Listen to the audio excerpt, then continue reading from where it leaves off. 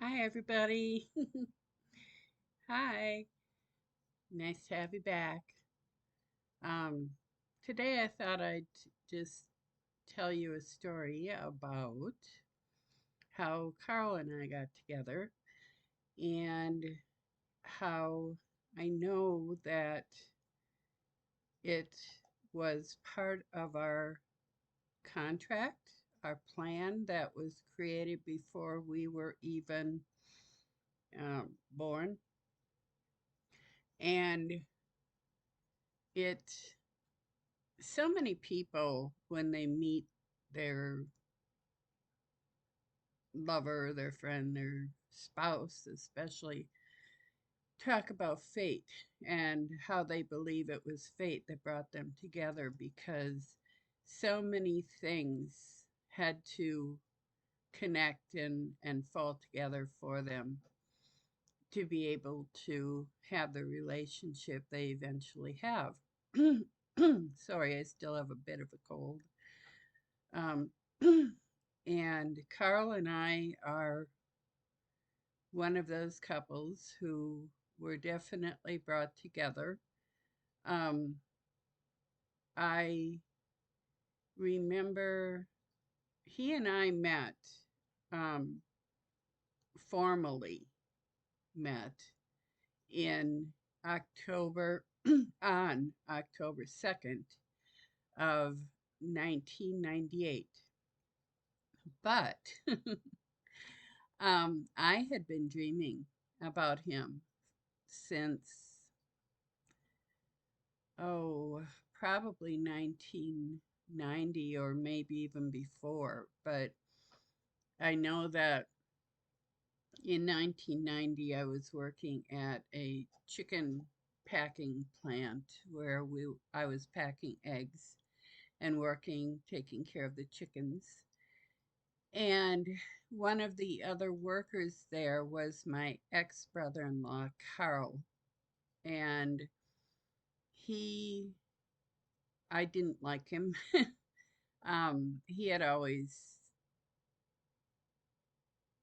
hit on me and tried to have a relationship with me behind my sister's back and just wouldn't leave me alone. He always treated me that way, and I just hated it. I was only 13 when the two of them married, and he started right away as soon as he first met me. Um, and I just never cared for him. Um, I mean, he was an okay guy if he could have just left me alone. Um, but in 1990, when I was working with him, he and I were working together one evening, and he started teasing me about how I was going to have a boyfriend named Carl and how I was going to eventually marry this Carl. And I said, heck no. There is no way I will ever date a Carl. I will never be with a Carl. If they're anything like you, I don't want anything to do with them. Well, um, then off and on, pretty much, I can remember from that time on, I had dreams of this handsome, tall, good looking man. Um, and I remember in my dream thinking, wow, he is good looking, he's a nice guy. Um, I wonder if he'll ever be in my life. And in as I have expressed before, my life was really difficult and rough. And I moved away in 1996, July of 1996. I took a nanny job, and my daughter and I moved to take care of a couple of kids. Um, and I stayed in that nanny job for not quite a year, I'd say about 8 months. Um, and then my daughter had some major problems and wound up in a mental hospital. And I moved on, and I wound up with a boyfriend who became my um, fiance. We were wanting to get married in about a year, but um, he wound up with an offer he couldn't refuse, which took him away from the home for 6 months. And I did not want to live a life by myself. Um, if I was going to marry someone, it had to be someone who was going to be there with me and not someone who was going to be gone all the time. So I moved out and left him. And I continued to have this dream about this good looking young man. No, it was not the man that I had been living with. But during the time that I was living there with that man that I was engaged to, um, I actually met Carl. And he, I and the boyfriend had been living at a rod and gun club. And it was the town festival weekend, and the Rod and Gun Club was selling tickets on the a corner in town, and I offered to help sell those tickets. And while I was standing there selling the tickets, my boyfriend wasn't there at the time. One of his friends was with me, and Carl came up and bought some tickets from me, and he was flirting. I mean, bad flirting. And the funny thing was, he kept coming back about every hour to buy more tickets and to flirt some more with me. And I kept telling him, I'm engaged. I have a boyfriend. I live with this man. We have a very serious relationship. You know, sorry, I'm not interested. Um, and he kept flirting, but he didn't push it any further. And he and I bumped into each other here and there around town throughout the next couple of years. And in um, let's see, it must have been July of 1998. I had a camper and was living in the camper um, next to the Wisconsin River. It was beautiful there. And I was parked on a friend's property. And it in Wisconsin, by the end of September, early October, it begins getting rather chilly. So I knew that I needed to get an apartment. And the apartment I found was on the third floor with no elevator. And I had a storage unit full of my stuff. And I told my coworkers that I had no one to help me move, and I would be moving on the days that I had off. And one of my coworkers told me that he would be there to help me to move. And I said, well, I don't think it's a good idea because you have heart problems, you have um, diabetes, you have other problems. I mean, the man was over 350 pounds and he wasn't in very good shape. And I just couldn't see him going up and down the steps to help me move. But he insisted, I'm going to be there. My girlfriend and I are coming and we're going to help you move. Okay. All right. You know, I won't stop you, but I didn't expect that they'd be able to help a whole lot. But it was on a Sunday because I had Sunday and Monday off that week.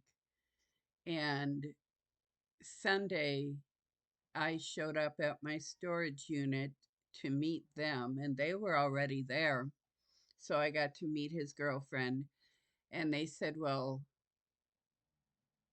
her son is coming to help as well.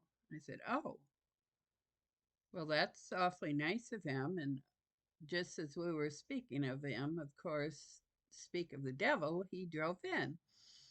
And I saw the car turn in and come up around the buildings, so I couldn't see him until he came around the corner.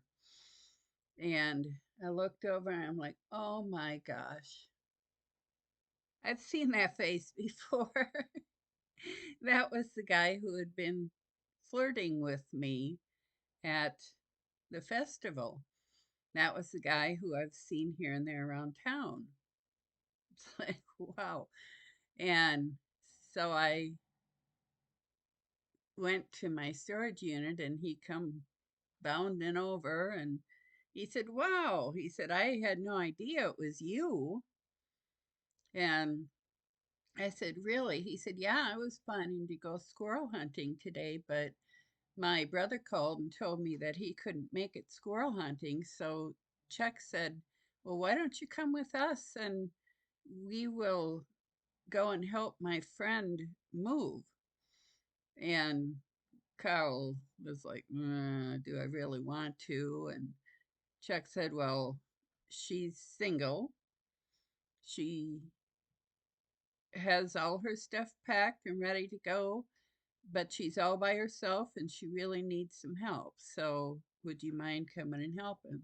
Yeah, okay, reluctantly. And he wasn't real happy about it until he came around that corner and saw who it was he was helping. All of a sudden it changed. um, and he was smiling and happy to see me. Um, it took us a few hours, but we did get everything moved in. And I took them out to eat as a thank you. And I gave them a little bit of money for their gas and whatever expenses they may have incurred. And because I was all by myself, so I was really appreciative. Well, just before they were leaving, Carl came upstairs and he asked me if I would be interested in going out on a date with him some night. And I said, well, sure. And he said, well, some night this week. I said, well, you need to give me a little time to get my things unpacked. And, you know, the evening is really the only time I have to unpack and get my things put away. Um, so if you come later in the week, that would be good. So Wednesday night, he showed up with flowers in hand and took me out to eat. And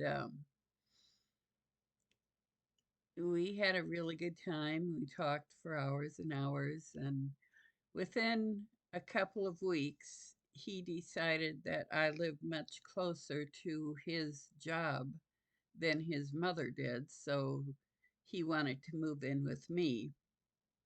And we agreed that he could sleep on the couch because I only had the one bedroom. So he slept on the couch and he would pay half of the rent, which helped both of us. And it wasn't too long before we spent a lot of time together and decided that maybe we should be a couple. um, so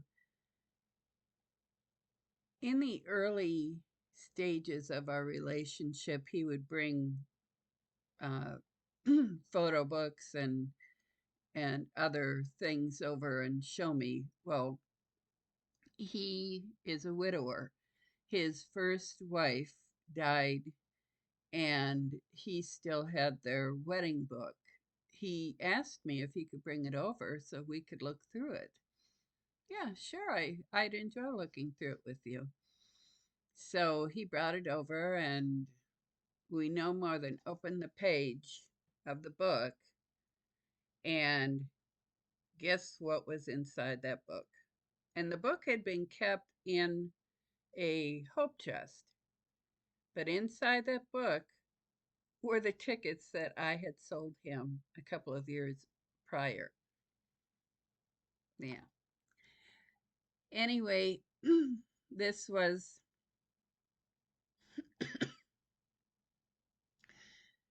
in this is October 2nd that he helped me move. It was October 4th we had our first date. It was near the end of October that we decided to be a couple, and it was in November that he wanted to deer hunt. So we went to his mother's place and spent the night, and we were sleeping um, on the pull-out couch. And all of a sudden, I woke up and I grabbed a hold of him. I said, "It's you, it's you." And he woke up. He's like, "What the heck?" And I said, "Honey, it's you." He said, "It's me, what?" I said, "It's you that I've been dreaming of all these years. I just had the dream again, or one of the dreams." And I said, "It's you. You're the one that I was supposed to connect with. You are the one that I've been dreaming of. You are that handsome man that I wanted in my life." Um, I said, "It's fate. It has to be fate." And he agreed that, far too many things had come together to bring us together as a couple. Um, and he had never had a dream about us, but he said, and I believe him, that he had never flirted like that with anybody. But for some reason, he just felt drawn to me. And that even if I had a boyfriend, he still wanted an opportunity to be with me. And surprisingly, a couple years we were able to get together, and now we've been married over 23 years. It will be 24 in November.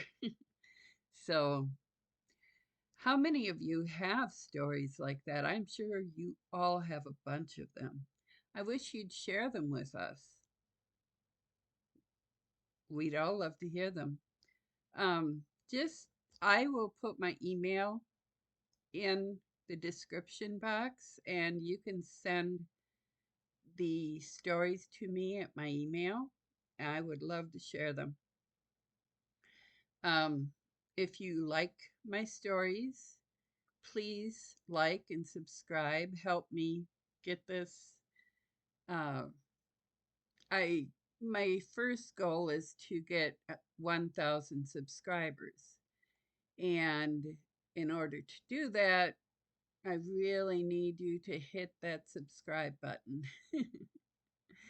um, I am hoping that after I get the 1,000 subscribers, that I will be able to start some classes in helping people to communicate with the angels and sharing stories from everybody and helping people to decipher some of their stories and understand them better, and helping people to realize that the angels are present at all times in their lives, and God and Jesus also are there all the time. Anytime you need them, they are there.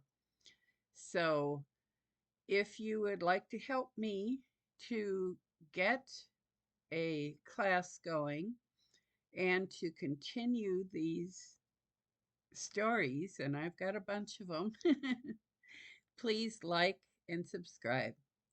And I'll see you later. Blessings, love, and light to you. Take care.